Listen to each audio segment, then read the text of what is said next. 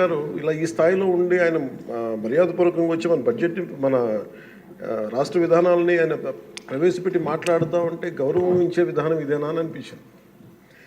So నేను మనోహర్ గారితో మాట్లాడుతాను, మా సహచరులను మంత్రి మన సివిల్ సప్లైస్ మినిస్టర్ గారితో నా రూల్ బుక్ మేమిద్దరు మాట్లాడుకుంటే rules of procedure and conduct of business in Andhra Pradesh legislative assembly ఏంటి సార్ ఇలాగే మాట్లాడేస్తారంటే దాంట్లో చూపించాను. చాప్టర్ 5లో when the House assembles under Article 175 176 of the Constitution, every member shall maintain the dignity and the solemnity of the occasion before, during or after the governor's address and shall not obstruct or interrupt the address in any manner.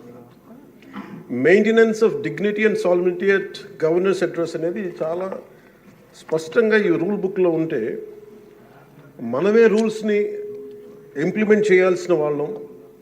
వారికి సంఖ్యాబలం ఉందా లేదా పక్కన పెడితే every member of this house has a responsibility to follow the rules.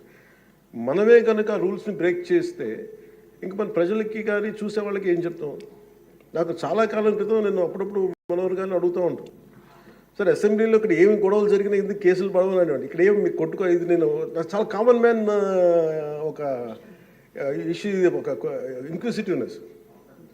And నాకు పార్లమెంట్లో గొడవ జరిగినప్పుడు ఏమి ఏంటి ఇబ్బంది పెట్టేస్తారు ఏంటంటే ఇక్కడ అవేమి ఉండవు, ఇక్కడ ఇట్స్ ఫ్రీ ఫర్ ఆల్ అన్నట్టుగా మాట్లాడితే then we have more responsibility. మన మీద రూల్స్ పెట్టలేదు అంటే ఏం కేసులు పెట్టమండి. ఇదే కనుక నిన్న వాళ్ళు చేసిన గొడవే కనుక గవర్నర్ గారి మీద ఆయన సుప్రీంకోర్టు జస్టిస్గా ఉన్నప్పుడు ధైర్యం చేయగలరా, కళ్ళల్లో చూడగలరా?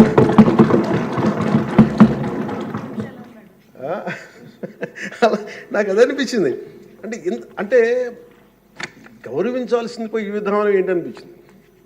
నిన్న టీవీ వాళ్ళని అడిగారు, మీరు వీళ్ళు వైసీపీ నాయకులు ఇలా మాట్లాడారు కదా, మీ ఇదేంటి అని. వైసీపీ సినానిమ్ ఫర్ రక్కస్ అంటే గొడవకు కానీ బూతులు కానీ వాళ్ళు పర్యాయ పదం అయిపోయారు. అంటే నిన్న చూసిన గొడవ జరిగిన తర్వాత నాకు నిజంగా అనిపించింది, గౌరవ ముఖ్యమంత్రి గారు అన్ని సంవత్సరాలు వాళ్ళు ఎలాగా వాళ్ళ తట్టుగా నిలబడ్డారో ఆయనకి హ్యాట్స్ ఆఫ్ తెలియజేస్తారు. అది ఎంత గట్స్ ఉండాలి, ఎంత దమ్ము ఉండాలి, ఎంత ధైర్యం ఉండాలి. అలాగే నాకు నిన్న గొడవలు జరుగుతుంటే నాకు అనిపించింది, నాకు ఇవే గుర్తొచ్చినాయి అధ్యక్ష. వాళ్ళు ఎప్పుడైతే పేపర్లు విసిరేసి అక్కడ దాకా వచ్చారో నాకు గుర్తొచ్చింది వివేకానంద రెడ్డి గారి హత్య గుర్తొచ్చింది. అంటే వాళ్ళ విధ్వంస విధానం చూశారు.